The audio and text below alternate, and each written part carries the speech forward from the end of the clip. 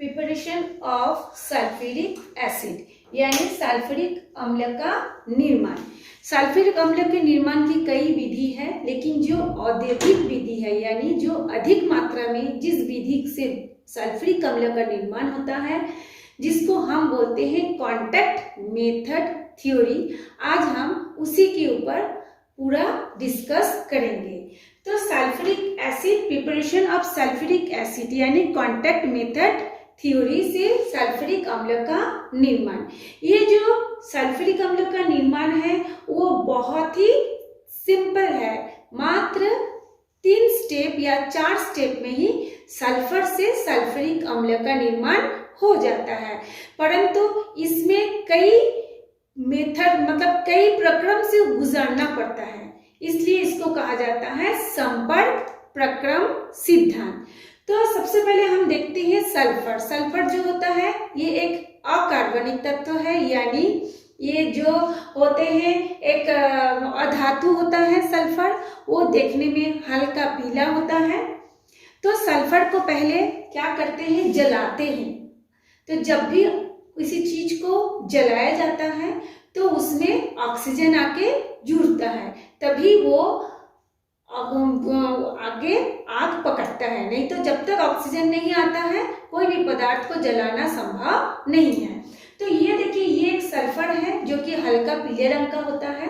उसको जब वायु में जलाया जाता है तो सल्फर डाइऑक्साइड बनता है। सल्फर डाइऑक्साइड से फिर सल्फर ट्राइऑक्साइड बनता है और सल्फर ट्राइऑक्साइड से ओलियम बनता है। ओलियम से फिर जल अपघटन करके सल्फ्यूरिक अम्ल का निर्माण होता है। तो चलिए इसको कैसे कैसे स्टेप बाय स्टेप ड्राइंग करना पड़ेगा, आज हम आपको ड्राइंग करके बताते हैं। सबसे पहले हम बनाएंगे एक सल्फर का बर्नर। तो ये देखिए, एक सल्फर का बर्नर बना रही हूं मैं पहले। सबसे पहले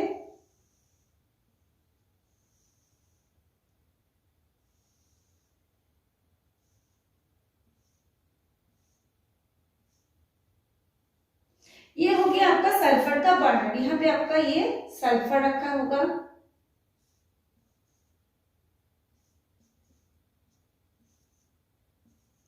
अच्छा, अब इस सल्फर को हमने बताया, ये सल्फर बर्नर मतलब यहाँ पे सल्फर रखा है और ईंधन रखा है। वो ईंधन किसको बोलते हैं, जैसे लकड़ी, कोयला, ये सब ईंधन होता है। तो यहाँ पे सल्फर रखा है और इसके अंदर में ईंधन रखा हुआ है। अब ये इसको जलाने के लिए किसकी जरूरत है, वायु की, यानी यहाँ से अब हम हवा को अंदर जाने देंगे। यहाँ से एयर इन होगा इस बर्नर के अंदर। तो जब बर्नर के अंदर एयर इन होगा तो सल्फर के साथ कौन जुड़ेगा, ऑक्सीजन जुड़ेगा। तो सल्फर देखिए यहाँ पे लिखा है सल्फर, जब बर्नर में ऑक्सीजन जाता है तो सल्फर डाइऑक्साइड गैस बनता है। तो ये जो सल्फर रखा हुआ है ये वायु की उपस्थिति में जब उसको जलता है तो सल्फर डाइऑक्साइड गैस बनता है और ऑक्सीजन गैस भी इसके अंदर रहता है। ये इसका ढक्कन लग गया। अब देखेंगे, जब भी कोई गैस बनता है वो हल्का होता है, किसकी तुलना में, ठोस और द्रव की तुलना में। इसीलिए हल्का चीज कहाँ रहता है, हमेशा ऊपर की ओर जाता है हल्का चीज। इसलिए यहाँ से जब ऑक्सीजन घुसा तो क्या बना, सल्फर ऑक्सीजन के साथ जुड़ गया, सल्फर डाइऑक्साइड बनाया। ये सल्फर डाइऑक्साइड ऊपर की ओर चढ़ेगा, चढ़ के फिर यहाँ पे ढक्कन लगा हुआ है, ये बंद है, इसलिए यहाँ पे एक निकासी होगा, यहाँ से वो निकलेगा। यहाँ से ये सल्फर डाइऑक्साइड गैस और ऑक्सीजन भी निकलेगा। अब इसको निकलने के बाद इसको हम लोग एक दूसरे चेम्बर में, ये तो था सल्फर बर्नर, यहाँ पे आप लिखेंगे, इसको लिखेंगे आप सल्फर बर्नर। सल्फर बर्नर हो गया। सल्फर बर्नर में सल्फर जल गया, उसके बाद उसमें क्या होता है, सल्फर में बहुत से डस्ट पार्टिकल होती है, धूल कण होती है ना। तो उसको अब हम एक दूसरे चेम्बर में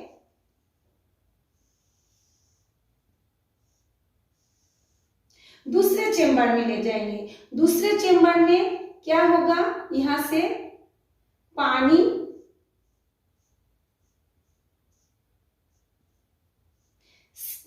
रहेगा, है ना, स्टीम भेजा जाएगा। यहां से क्या भेजते हैं, ऊपर से यहां से स्टीम भेजते हैं। स्टीम किसको बोलते हैं, गरम वाष्प को। जैसे जल वाष्प होता है, जब वो गरम होता है, जैसे भात बनते समय, सब्जी बनते समय जो गरम भाप निकलता है उसको बोला जाता है स्टीम। अब यहाँ पे क्या होगा, स्टीम आएगा। जब यहाँ पे स्टीम आएगा और ये सल्फर डाइऑक्साइड गैस यहाँ से इसमें आएगा, ये सल्फर डाइऑक्साइड गैस आ रहा है और ऊपर से क्या आ रहा है, स्टीम आ रहा है। तो ये जो सल्फर डाइऑक्साइड गैस है उसमें बहुत से डस्ट पार्टिकल है, उस डस्ट पार्टिकल में ये स्टीम आके जम जाएगा। तो जमने से क्या होगा, डस्ट पार्टिकल नमी हो जाएगा और भारी हो जाएगा। भारी होने के कारण वो नीचे तली में बैठ जाएगा और यहाँ पे कौन सी गैस रहेगी, यहाँ पे SO2 और कुछ जो रहेगा O2 गैस रहेगा, क्योंकि O2 तो लगातार उसमें जा ही रहा है। तो सल्फर डाइऑक्साइड गैस और O2 के जो धूल कण है वो सल्फर डाइऑक्साइड गैस में, उसमें स्टीम के जलवाष्प मिलता है और धूल के कण भारी होकर नीचे तली में आ जाता है। इसको यहाँ से निकाल लिया जाता है। ठीक है, देखिए यहाँ पे वायु गया, यहाँ पे सल्फर बर्नर हुआ, सल्फर डाइऑक्साइड बना। ये सल्फर डाइऑक्साइड गैस में जो डस्ट पार्टिकल है ऊपर से स्टीम आया, स्टीम आने के बाद डस्ट पार्टिकल भारी हुआ, भारी होने के बाद नीचे तली में बैठ गया, जिसको यहाँ से निकाल दिया गया।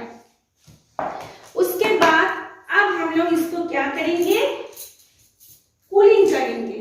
क्यों कूलिंग करेंगे, क्योंकि सल्फर ऑलरेडी यहाँ पर भी गर्म हुआ, होने के बाद यहाँ पर भी स्टीम आया। जब यहाँ पे गर्म हुआ, ऊपर से इसमें स्टीम आया, तो वो क्या होता है, काफी टेम्परेचर उसका हाई हो जाता है। इस टेम्परेचर हाई के कारण ये बहुत ज्यादा मतलब गर्म हो जाता है ये। तो इसको थोड़ा ठंडा करना बहुत जरूरी है। तो इसको ठंडा करने के लिए यहाँ से क्या करते हैं, एक कूलिंग पाइप में से उसको पास होने देते हैं। ये जो सल्फर डाइऑक्साइड गैस है, इसको एक कूलिंग पाइप, इसमें ठंडा करने के लिए कूलिंग पाइप है, इस कूलिंग पाइप में से उसको जाने देते हैं, जिससे उसका टेम्परेचर कम हो जाता है। कम होकर कितना हो जाता है, 100 डिग्री सेल्सियस हो जाता है। ठीक है, जब इसका टेम्परेचर 100 डिग्री सेल्सियस हो जाता है, फिर इसको हम लोग एक दूसरा चेम्बर में प्रवाहित करते हैं।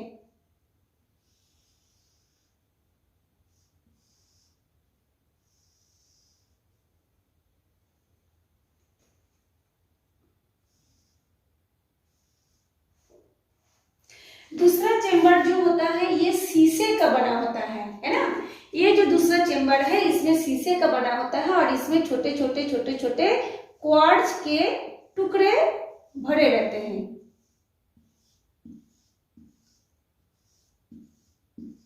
ये छोटे छोटे क्वार्ट्ज के टुकड़े रहते हैं। अब इसमें क्या करते हैं, ऊपर से जल प्रवाहित करते हैं।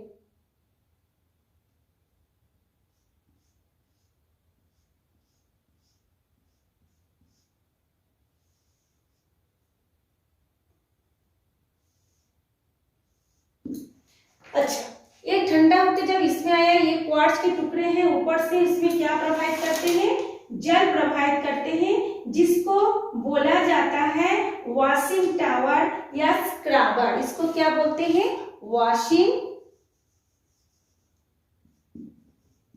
टावर।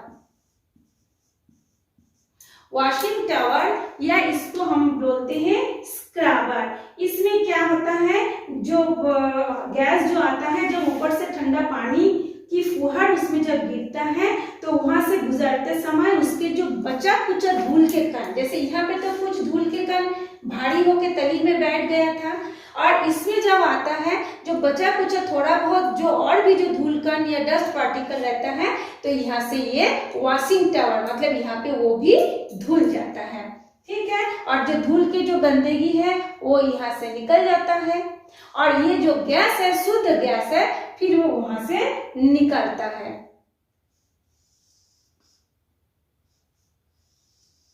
ऐसे मतलब धोने के बाद गंदे की नीचे तली में बैठता है, जिसको यहाँ से निकाल लिया जाता है। जो शुद्ध गैस है उसको फिर यहाँ से ऊपर से निकलता है। निकलने के बाद ये एक दूसरे टावर में जाता है या दूसरे एक चेम्बर में जाता है।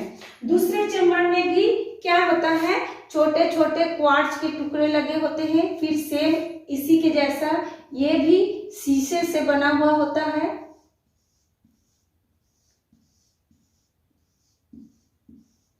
अब इसमें क्या करते हैं, जिस तरह से ये भी हौजी के बल लगा होता है, यहाँ पर भी हौजी लगा होता है, मतलब इसमें एक छोटा सा पाइप जैसा रहता है, उसमें छोटे छोटे छेद रहते हैं। जैसे इस छेद में से पानी निकला था, वैसे इस छेद में से सल्फ्यूरिक अम्ल निकलता है।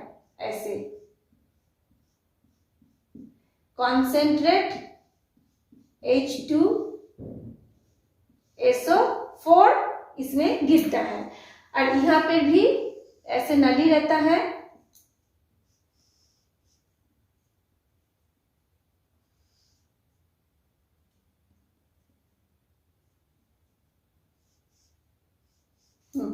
तो कॉन्सेंट्रेट H2SO4 डालने से क्या होगा, इसमें देखिए, इसमें हमने क्या डाला था, पानी, पानी की फुहार डाला था इसमें मैं लिख देती हूँ वाटर।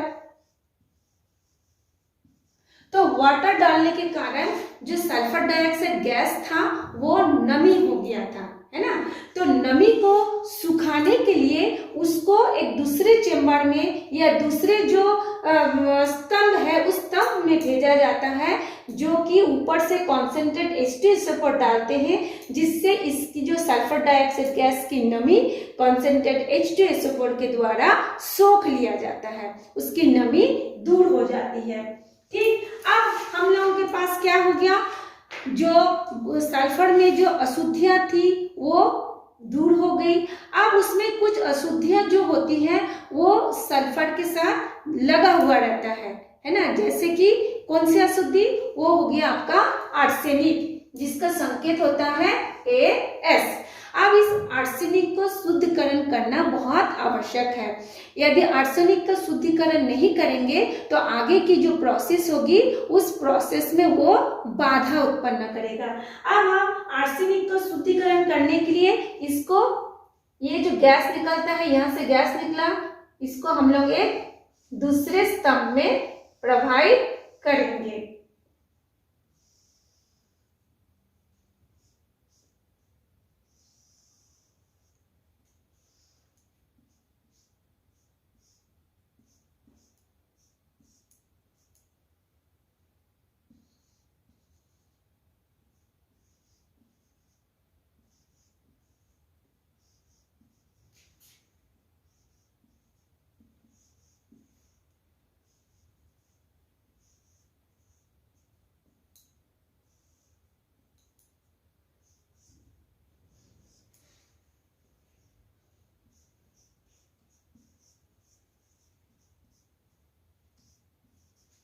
ये हो गया आपका आर्सेनिक को शुद्धिकरण करने की एक स्तंभ, जिसमें फेरिक हाइड्रोक्साइड रहता है। ये फेरिक हाइड्रोक्साइड क्या करते हैं, उसको जो आर्सेनिक है, आर्सेनिक को सोख लेता है ना। ये जो फेरिक हाइड्रोक्साइड इसमें रहता है, ये आर्सेनिक का स्तंभ है जिसमें फेरिक हाइड्रोक्साइड रहता है, जो कि जो सल्फर डाइऑक्साइड गैस में जो आर्सेनिक अशुद्धियां रहती है, ये फेरिक हाइड्रोक्साइड के द्वारा सोख लिया जाता है। ठीक, इतना प्रोसेस होने के बाद अब इसको हम लोग एक दूसरे कक्ष में भेजते हैं, जिसको बोला जाता है टेस्टिंग चेम्बर। इसके बाद हम इसको कहाँ पे भेजेंगे, टेस्टिंग चेम्बर में भेजेंगे। अब ये टेस्टिंग चेम्बर कहाँ से होगा, ये टेस्टिंग चेम्बर, मैं इसको यहाँ पे Fe हाइड्रोक्साइड को मिटा दे रही हूँ, यहाँ पे बना रही हूँ। यहाँ से ये देखिए, ये ऐसे निकलेगा,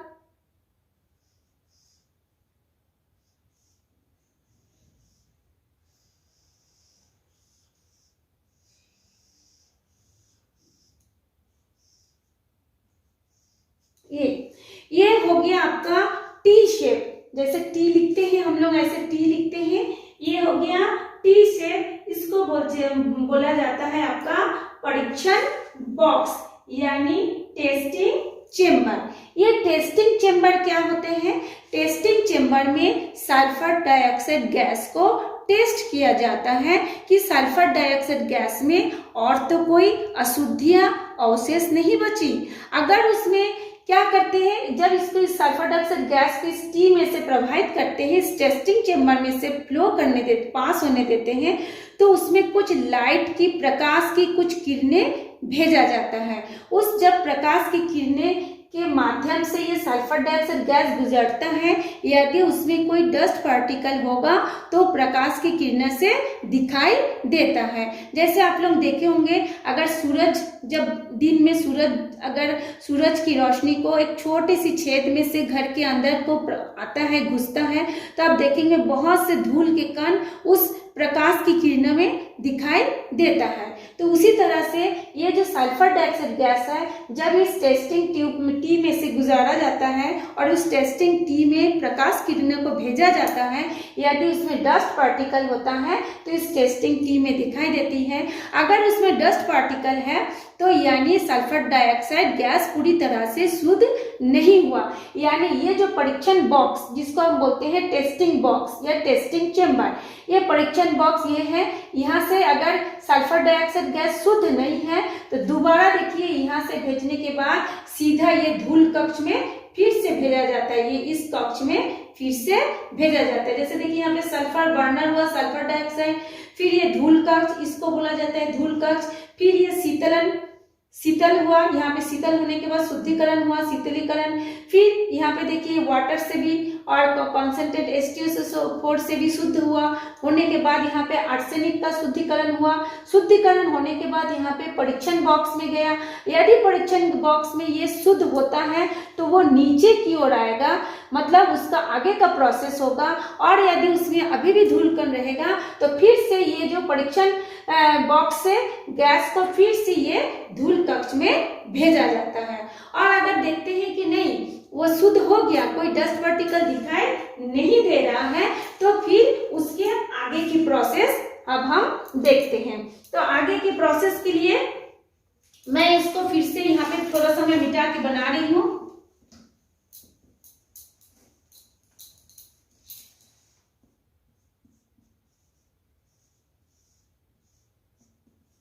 अच्छा, उसके बाद जैसे मैं देखिए यहाँ पे टी बना दे रही हूँ।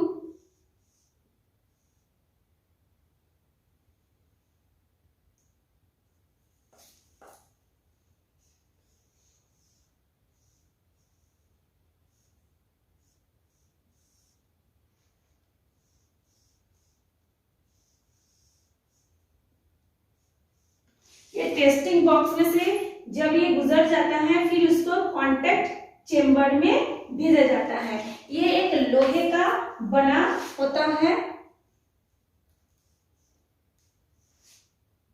इसको अब हम लोग बोलेंगे कॉन्टैक्ट चेम्बर। ये कैसा होता है फिर देखिए आप लोग, ये कैसा बना रही हूं मैं।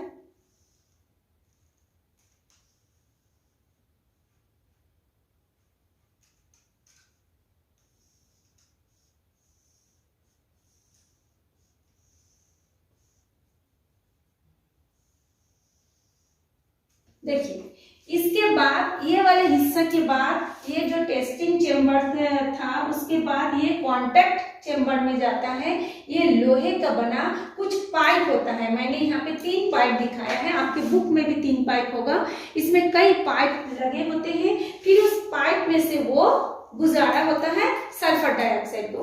अब ये सवाल होता है इस पाइप में क्या रखा है? इस पाइप में रखा रहता है आपका उत्प्रेरक यानी कैटलिस्ट। कौन कौन से कैटलिस्ट?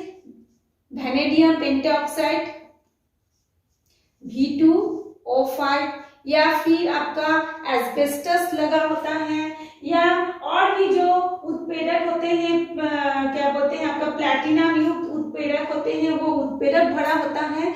मेन इसमें वैनेडियम पेंटॉक्साइड अब रखा जाता है या प्लैटिनम युक्त एस्बेस्टस इस पाइप के अंदर भरा रहता है।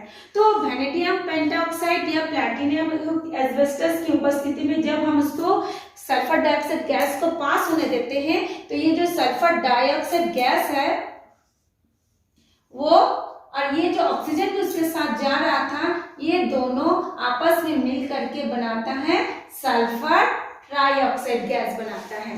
देखिए इतना होने के बाद सल्फर डाइऑक्साइड गैस और ये ऑक्सीजन वैनेडियम पेंटॉक्साइड उत्प्रेरक की उपस्थिति में इस लोहे से बना चेंबर में से जाता है, कॉन्टैक्ट चेंबर में से जाता है, जिसमें पहले से ही वैनेडियम पेंटॉक्साइड रहता है, जिसकी उपस्थिति में ये सल्फर डाइऑक्साइड ऑक्सीजन के साथ जुड़ जाता है। यानी हम जानते हैं कि कोई भी उत्प्रेरक जो होता है किसी भी क्रिया के दर को या तो बढ़ा देता है या घटा देता है। तो ये जो वैनेडियम पेंटॉक्साइड है इसकी क्रिया की दर को बढ़ा देता है, यानी रेट ऑफ रिएक्शंस को इंक्रीज करता है, जिससे सल्फर डाइऑक्साइड गैस ऑक्सीजन के साथ जुड़ करके ये सल्फर ट्राइऑक्साइड गैस बनाता है। अब आपके मन में एक सवाल आता होगा, ये ऑक्सीजन कहाँ से आया? ऑक्सीजन तो शुरू में जुड़े थे।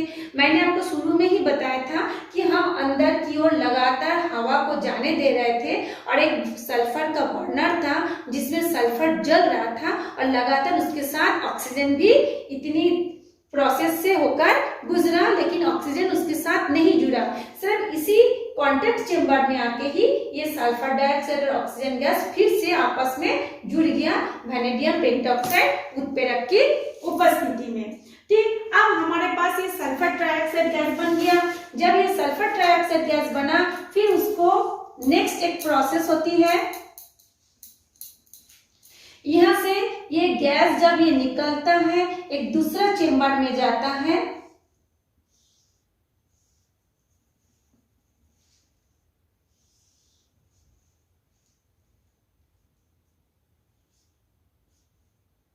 यहाँ पर भी छोटे छोटे क्वार्ट्ज के टुकड़े लगे होते हैं।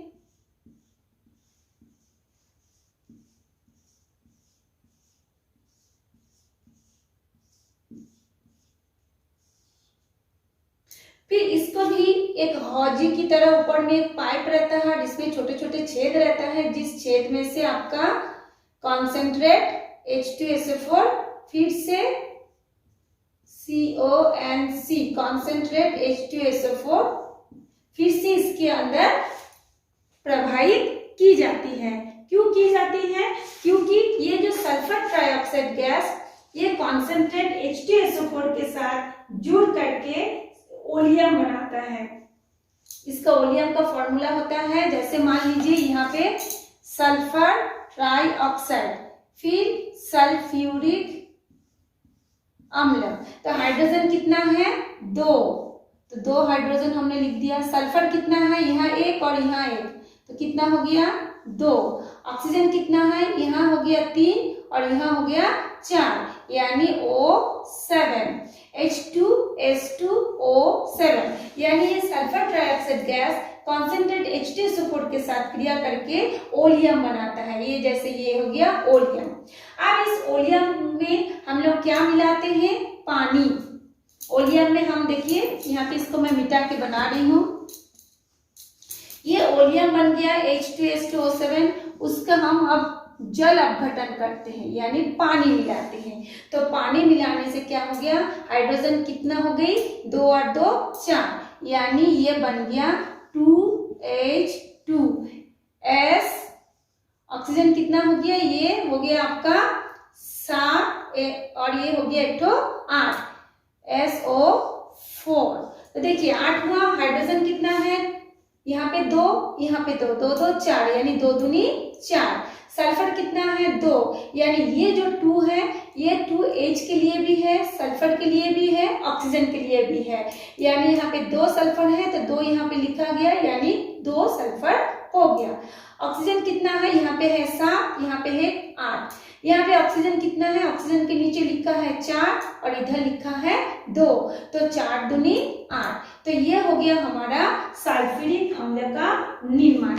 ये जो कॉन्टैक्ट जो चेंबर था उस चेंबर में उसका टेम्परेचर होता है 450 डिग्री। तो इस प्रोसेस से आज हम आपको सल्फ्यूरिक अम्ल का निर्माण यानी संपर्क प्रक्रम सिद्धांत के बारे में, सल्फ्यूरिक अम्ल का निर्माण किस तरह से होता है उसके बारे में आपको डिटेल्स में बताया है। बस आपको ये ध्यान रखना है, ये जो प्रोसेस है, ये जो सल्फर है, सल्फर से बर्नर में सल्फर गया, सल्फर डाइऑक्साइड बना, सल्फर डाइऑक्साइड के साथ कुछ ऑक्सीजन भी अंदर जाता है, फिर वो धूल कक्ष में जाता है, धूल कक्ष के बाद उसको शीतलन होता है, फिर उसका शुद्धिकरण होता है, शुद्धिकरण के बाद वो आर्सेनिक का शुद्धिकरण होता है, फिर उसका टेस्टिंग बॉक्स यानी परीक्षण चेम्बर में जाता है।